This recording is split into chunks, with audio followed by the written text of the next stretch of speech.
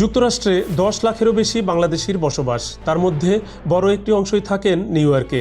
আর new ইয়র্কেই রয়েছে পুরো যুক্তরাষ্ট্রে বসবাসরত বাংলাদেশিদের আমব্রেলা সংগঠন বাংলাদেশ সোসাইটি কর্মকর্তারা অনেক দিন ধরেই মূলধারার রাজনীতিবিদদের মাধ্যমে সিনেটে এই বিষয়ে একটি বিল উত্থাপন ও পাশের জন্য চেষ্টা চালাচ্ছিলেন। বাংলাদেশি কমিউনিটির এই ইচ্ছা পূরণে স্থানীয় সময় সোমবার সিনেটে বিলটি উত্থাপন করেন নিউ ইয়র্ক স্টেট অ্যাসেম্বলির ডিস্ট্রিক্ট 38-এর সদস্য জেনিফার রাজকুমার।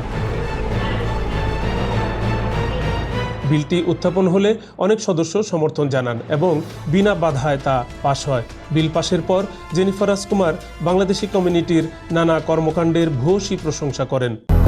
200-র বেশি সার্ভিস ও ফিচারে লেনদেনের সব বিকাশ অ্যাপে সম্ভব।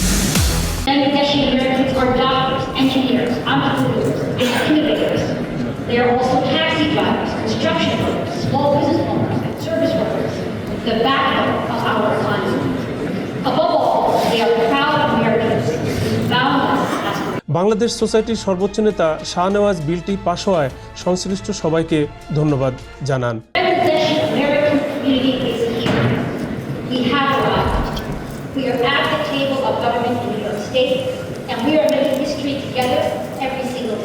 সোসাইটির অন্য কর্মকর্তারাও বিলটি পাশ হওয়ায় সবার প্রতি কৃতজ্ঞতা প্রকাশ করেন। এটা অফিসিয়ালি ইন্ডিপেন্ডেন্ট ডে হিসেবে স্বীকৃতি পেল যে আমরা স্বাধীনতা দিবস 26শে মার্চে যেটা আমাদের এইটা আমরা যেরকম উদযাপন করি বাংলাদেশে, সেটা আজকে নিউ ইয়র্কে আমরা যে কোনো জায়গায় উদযাপন করতে পারবো, সেটার জন্য অফিসিয়ালি রিকগনাইজেশন দেওয়া হলো আমাদেরকে। ইন্ডিপেন্ডেন্ট ডে হিসাবে কথা রেজুলেশন দিয়ে আমাদের বাংলাদেশ সোসাইটির নামে এটা পাস করা আছে। ইনশাল্লাহ আগামীতে আমরা কন্টিনিউ করবো এটা। এখানে আমাদের সিনেট এখানে পাস হয়েছে, এইটা একটা বিল উত্থাপন করা হয়েছে যে বাংলাদেশের 55তম স্বাধীনতা দিবস, সেই উপলক্ষে আমরা আসছিলাম।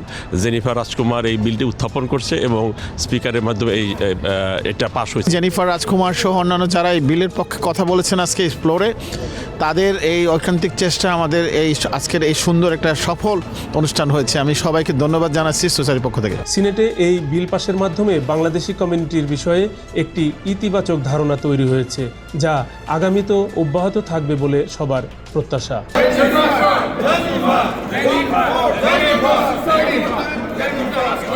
Farid Alam, NTV online, new York, যুক্তরাষ্ট্র।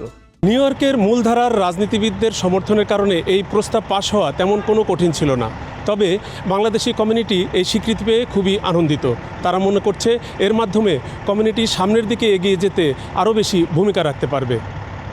Farid Alam, NTV online, আলবেনি, new York, যুক্তরাষ্ট্র।